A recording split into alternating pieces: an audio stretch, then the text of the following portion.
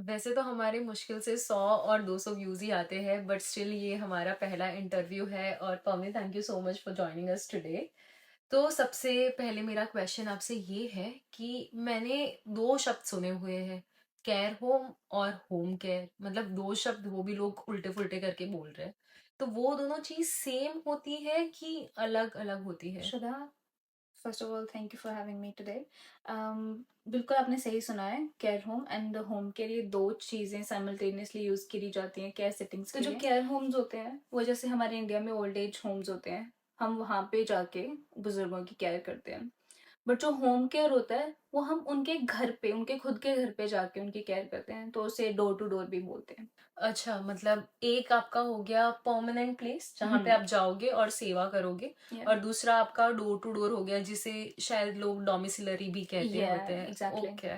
तो ये एक छोटा सा डिफरेंस था। जैसे आपको पता ही है कि जितने भी लोग यूके में आते हैं उनका हिसाब यही होता है कि जॉब ढूंढनी है, ढूंढनी। मेरा भी सेम हिसाब था जैसे ही मैं यहाँ पे आई, और मैंने बहुत सारे होर्डिंग्स देखे। एक सबसे बड़ा होर्डिंग था कि केयर होम की कोई वैकेंसी अवेलेबल थी। अब मैंने उनको फोन कर दिया, तो वो मुझे बोलते हैं कि हम आपको तब जॉब पे रखेंगे अगर आपके पास केयर सर्टिफिकेट है। तो मैंने उनको बोला कि केयर सर्टिफिकेट तो मेरे पास है नहीं। तो उनका दूसरा मेजर क्वेश्चन था कि आपके पास प्रीवियस एक्सपीरियंस है? एंड अगेन आई सेड कि एक्सपीरियंस तो नहीं है।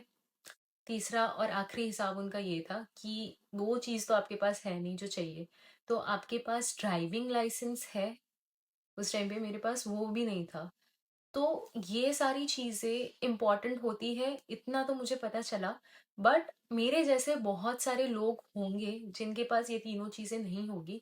तो मेरा नेक्स्ट क्वेश्चन मेरे ये प्रीवियस एक्सपीरियंस के हिसाब से यही है आपके लिए कि क्वालिफिकेशन ज़रूरी होती है कि हमें ऐसे भी जॉब मिल सकती है? टू बी ऑनेस्ट, ये डिपेंड करता है जॉब डिस्क्रिप्शन पे। जो भी ऑनलाइन पोर्टल्स पे जॉब उनकी दी रखी होती है उनके डिस्क्रिप्शन में होता है कि उनको क्या क्या रिक्वायरमेंट है, बट यूजुअली नहीं चाहिए होता।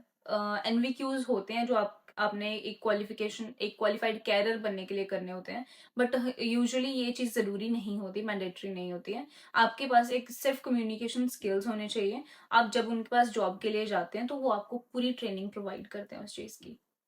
ओके, इन शॉर्ट आपका कहना ये है कि विदाउट क्वालिफिकेशन भी हम इसके लिए अप्लाई कर सकते हैं। यस। और ये चीज़ भी आपको पता होनी चाहिए कि यूके का जो केयर सेक्टर है वो बहुत अच्छे से रेगुलेट होता है, जिसके अंदर सेफ गार्डिंग ट्रेनिंग्स आपको प्रोवाइड की जाती है, बिकॉज उनके क्राइटेरिया होते हैं जो कुछ आपको मैच करने होते हैं। अच्छा, ये जो शेडो और केयर असिस्टेंट वर्ड मैंने सुना है, तो वो यही हिसाब हो गया कि उनको वो ट्रेनिंग देंगे कि फिर आप जॉब ज्वाइन करें उससे पहले भी कोई ट्रेनिंग स्पेशली देते हैं ये लोग?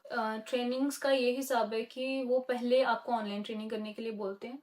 आपको एक सेट दिया जाता है, बहुत सारे मॉड्यूल्स होते हैं उसमें, जैसे कि आप अपने किसी भी कोर्स में करेंगे ऑनलाइन में, तो कम से कम भी 12 13 14 डिपेंड करता है कि कौन से आप कर रहे हो।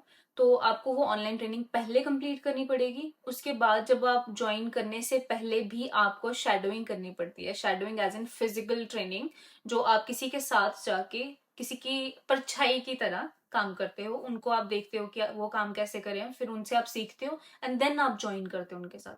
जब तक आप सीखोगे नहीं तब तक आप काम स्टार्ट नहीं कर सकते। अच्छा, इन शॉर्ट ये जो शेडोइंग है और केयर असिस्टेंट जो है वो ऑलमोस्ट सेम ही पार्ट हो या गया कि आप किसी के साथ रह के सीख रहे हो, और डे वन पे ही सारा हार्ड काम आपको नहीं दे देंगे। या आप पहले इवेंचुअली सीखोगे, आप कैपेबल हो जाओ, फिर फिर आपको आपको करने वो के लिए या बोलेंगे। Moral of the story is कि आप बस जुड़ जाए, लग जाए, और उसके बाद आप सीपीडी कर सकते हैं। सीपीडी मतलब कॉन्टिन्यूअस प्रोफेशनल डेवलपमेंट, कि कहीं पे भी आप लग गए उसके बाद आप ट्रेनिंग्स करते जाए, और फिर आपकी पोजीशन उस हिसाब से इंक्रीज होती जाएगी जैसे जैसे आप अपनी स्किल सेट्स बढ़ाओगे। अब आप बोलोगे कि सीधा सीधा बताओ जॉब कैसे ढूंढते हैं, तो हाँ भाई, हमारा भी यही क्वेश्चन है, ये जॉब कैसे ढूंढते हैं?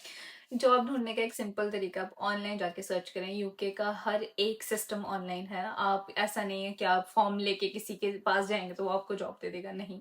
इनका ऑनलाइन सिस्टम है। जो भी ऑनलाइन जॉब एडवर्टाइज होती हैं इनकी, जैसे कि आप अखबार में पढ़ते हो इंडिया में जॉब एडवर्टीजमेंट, वैसे ही यहाँ पे ऑनलाइन होती है। यहाँ पे कोई कुछ वेबसाइट्स हैं जैसे कि इंडीड या तो read.co.uk, या ऐसी करके कुछ वेबसाइट्स हैं, ऑनलाइन पोर्टल्स है जहाँ पे आप जाके जॉब सर्च कर सकते हो अपना कीवर्ड्स डाल के, कि जैसे केयर असिस्टेंट एक कीवर्ड है, आप ये डालोगे तो आपको बहुत सारी केयर होम की जॉब मिल जाएंगी। देख आप वहाँ पे जाके अपने हिसाब से जो आपको सही लगता है आपके लोकेशन वाइज या एरिया वाइज, आप वहाँ पे जाके अप्लाई कर सकते हैं। जैसे इन्होंने बताया ऑनलाइन पोर्टल्स के थ्रू भी अप्लाई कर सकते हैं, पर साथ साथ में आप आजू बाजू में देख भी लेना कि कौन सी लोकेलिटी में केयर होम्स है, तो वहाँ पे आप मैन्युअली जाके भी बात कर सकते हैं। तो एप्लीकेशन तो ऑनलाइन ही हम्म। रहेगी, बट आप बात करके आ सकते हैं कि क्या हिसाब है, एक्सेट्रा थिंग्स। मे बी वो आपको गाइड कर दे और आपको बेटर फील हो, या उनके एक्सपीरियंस आप जान सकते। ओके, तो हमें ब्रीफ आइडिया आ गया कि जॉब्स कैसे ढूंढते हैं, बट अब हमारा कंसर्न ये है कि यहाँ पे काम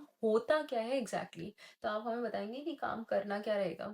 बेसिकली जो वल्नरेबल एडल्ट्स हैं या कई बार एक स्पेसिफिकली एल्डरली केयर होम्स होते हैं जहाँ पे आप बुजुर्गों की केयर करते हैं, पर ज़रूरी नहीं कि आप सिर्फ बुजुर्गों की केयर करेंगे। कुछ जैसे डिमेंशिया के लोग होते हैं या कुछ यंग पीपल होते हैं जिनका लर्निंग डिसेबिलिटीज़ होती हैं फॉर एग्जांपल, जिनको उनकी केयर के लिए ये बनाया जाता है सब कुछ सिस्टम।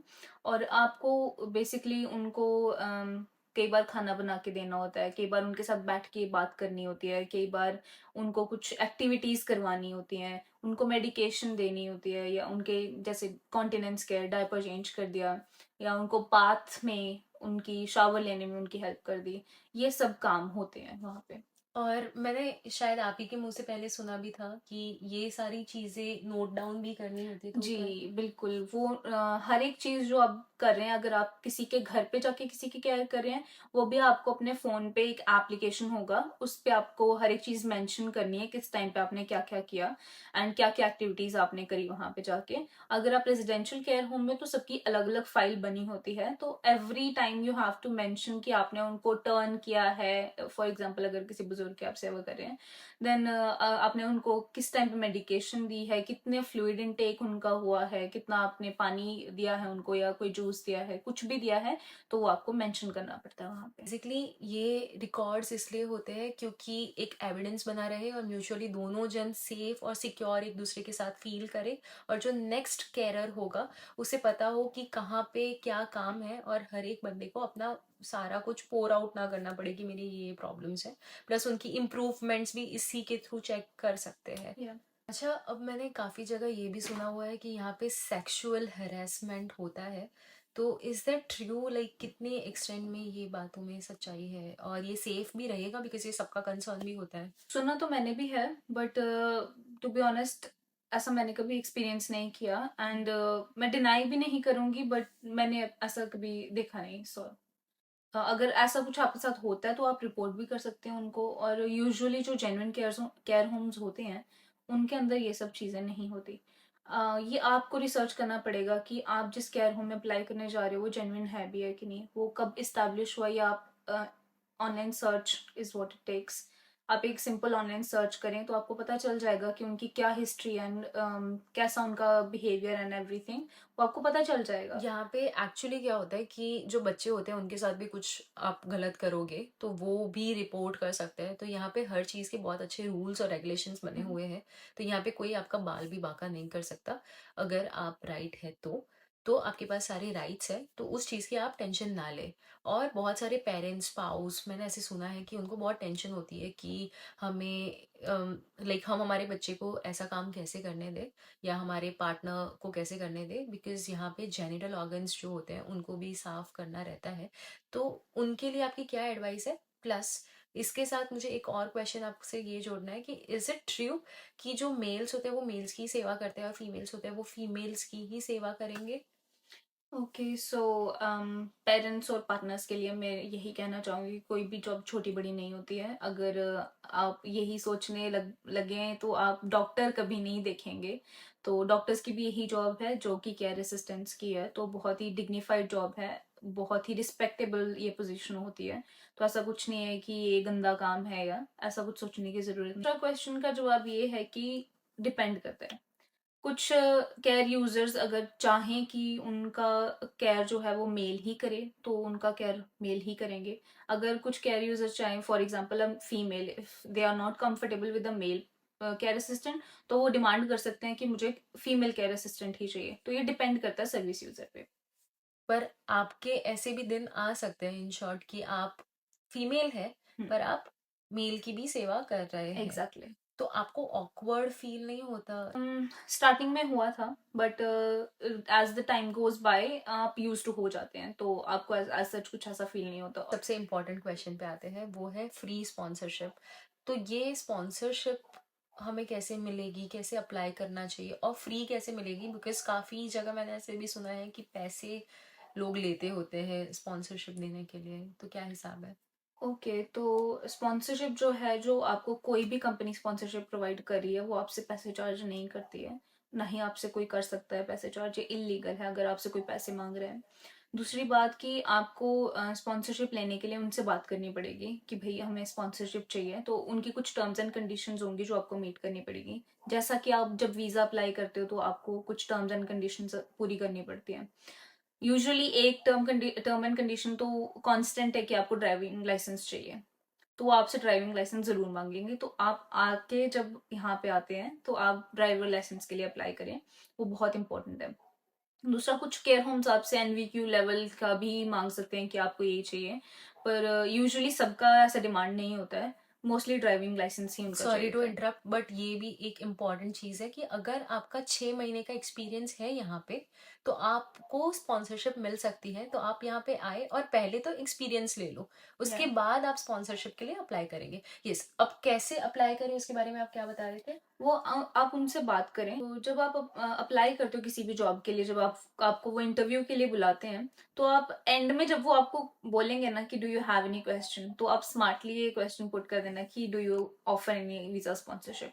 तो ये बेस्ट तरीका है उनसे पूछने का कि आप वीजा स्पॉन्सरशिप देते हैं या नहीं, तो आपको पता भी चल जाएगा। तो आई होप आपको टिप्स के थ्रू बहुत सारे आज आइडियाज मिल ही गए होंगे। तो नंबर 1 आपका ये था कि आप जैसे ही आओ यहाँ पे अप्लाई कर देना और केयर होम में एक्सपीरियंस ले लेना। एंड में आप उनसे क्वेश्चंस पूछ लेना और आपको स्पॉन्सरशिप मिल जाएगी। क्वालिफिकेशन नहीं है तो उसकी भी टेंशन मत लो, वो आपको ट्रेनिंग प्रोवाइड कर देंगे एंड देन इवेंचुअली आप अपनी स्किल सेट भी इंक्रीज कर सकते हैं। Thank you so much Pavneet इतनी अच्छी टिप्स बताने के लिए। आपका कोई मैसेज है इन लोगों के लिए जो आप बताना चाहेंगे? या टू बी ऑनेस्ट, बस एक ही चीज कहूंगी, keep the hard work on. आपके लिए थोड़ी बहुत मुश्किल आएगी इस जॉब में, क्योंकि कभी कभी ये मेंटली ड्रेनिंग भी होती है, apart from being physically draining as well. But अगर आप हार्ड वर्क करते रहेंगे तो आप यूज टू भी हो जाएंगे इस चीज़ के, and at the end of the day ये सबसे रिवॉर्डिंग जॉब है, क्योंकि जब आपको उनकी ब्लेसिंग्स मिलती हैं, जब आप उनके लिए काम करते हैं, कोई भी अच्छा काम करते हैं, जब आपको ब्लेसिंग्स मिलती हैं बुजुर्गों की, वो सबसे बड़ी चीज़ होती है। सो या